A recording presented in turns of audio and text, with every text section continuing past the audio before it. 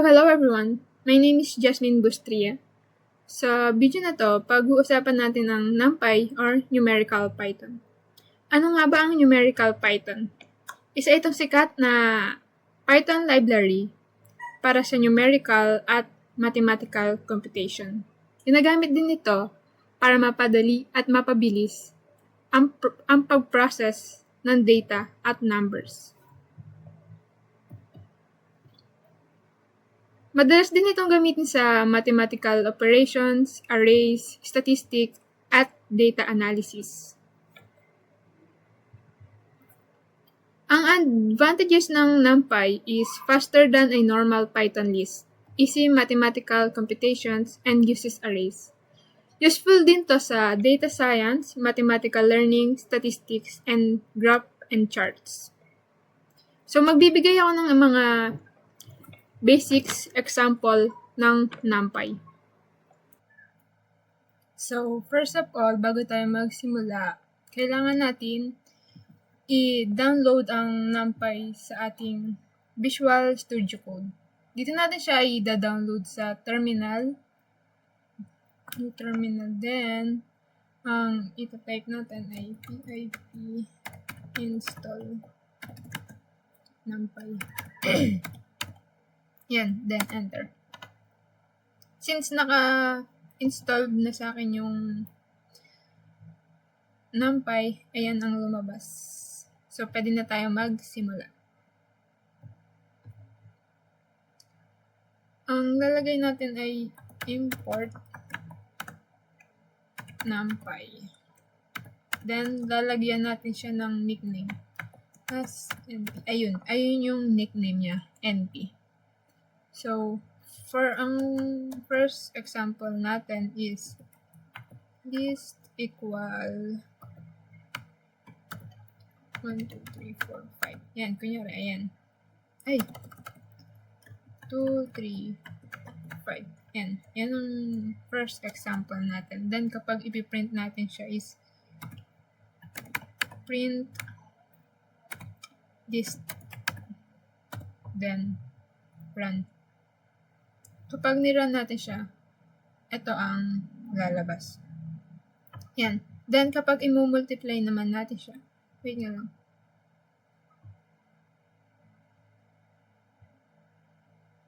Yan. Kapag i-multiply natin siya, ganito natin siya i-multiply. List equal list times 2. Ganito ang magiging kalabasan niya. And, uulit siya. Like, 1, 2, 3, 4, 5. Then, 1, 2, 3, 4, 5. Yan. Kapag naman gumamit tayo ng arrays, ganito siya. List equals np dot array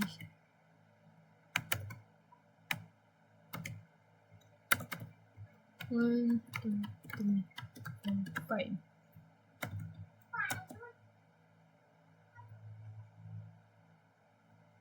This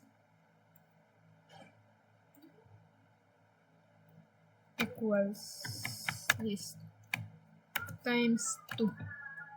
Then print list. Yan. Pag nirun natin siya, ayun. 2, 4, 6, 8, 10. Itong elements natin, magmumultiply siya sa 2. Yan. Kaya, ayun. Kapag naman, ganun din naman siya kapag in-add, subtract, then divide. Ganun din yung magiging kalabasan. Kunyari, plus 3. Then print list. Yan. 4, 5, 6, 7, 8. Kapag naman sa basic operation, ganito sa basic operation. kunyari, ang variable A equals np dot array. Yan. Then, ang elements natin ay 5, 4, 3, 2, 1. Then, ang isa pa ay ang b naman ay equals to np dot array. Yan. 3, 4. Dapat, guys, note, dapat kung ilan yung elements dito sa una, ganun din dapat yung bilang ng elements dito sa pangalawa. Kasi kapag pinag-add natin siya tapos kulang yung isa, mag-error siya. Like for example, yan. Eto, 5 to. 5, 4, 3, 2, 1 sa una nating variable. Tapos dito sa pangalawa, 4 lang siya. Kapag pinrint natin siya, nyari, print A plus B. Yan. Mag-error siya. Ayan. Kasi kulang tayo ng isa elements dito sa pangalawa. Kapag naman sakto siya, nyari, 5. Ayan.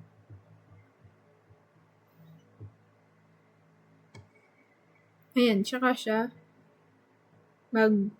magkakaroon ng sagot. Ayan, 666. Yan. Ganun din naman kapag minultiply natin, subtract, divide. Pwede natin siya pagsamasamahin ng isa. Print, kunyari, lalagyan natin siya ng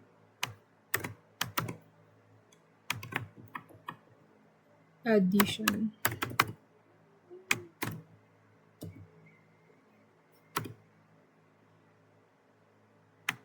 A plus B.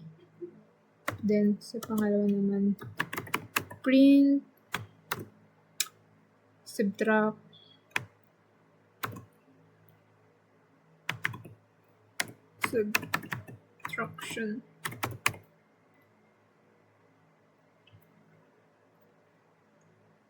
Then,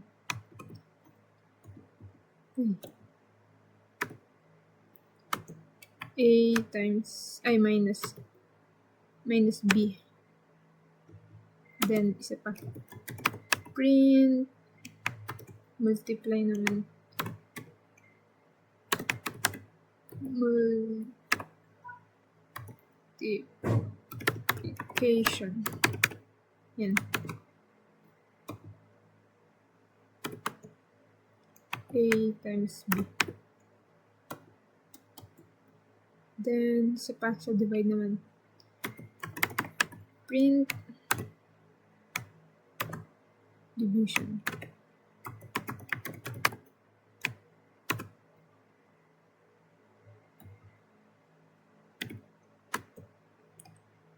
A divide B. Ayan. So, double check natin siya. Yun. Then, run natin. Ayun. Ayun ang sagot. Ayan. Sa basic operation. Ganyan kapag sa basic operation. Then, try naman natin sa statistical function. Kunyari, numbers equals np dot array.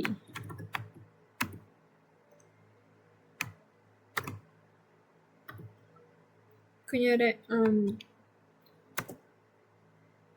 60, 78, 98, 90, and 99. Yan. Kapag kukunin natin ng min, ganito. Print np dot min. Ay, kulang pala tayo. Yan.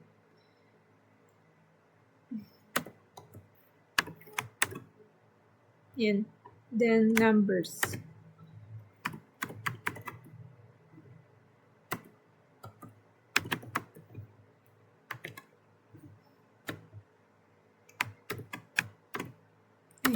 Yan. Kapag nira natin siya, makukuha natin yung min. Yan, which is yung 85.0. Ganon din naman sa sa maximum, minimum, and standard deviation. So, pag samasamahin nga natin siya ng isahan lang. Print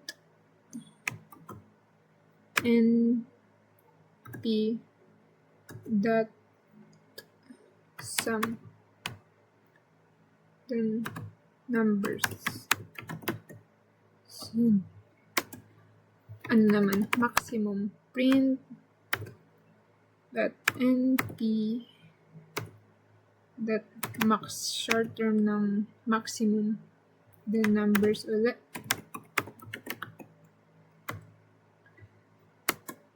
Print minimum naman. Print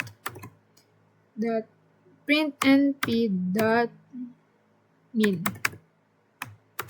numbers. Yan. Lastly, standard deviation. Print np dot std numbers. Yan. Pag nira natin yan, makukuha natin yung mga sagot dyan. Tingnan natin kung tama. Ayun. Ayan.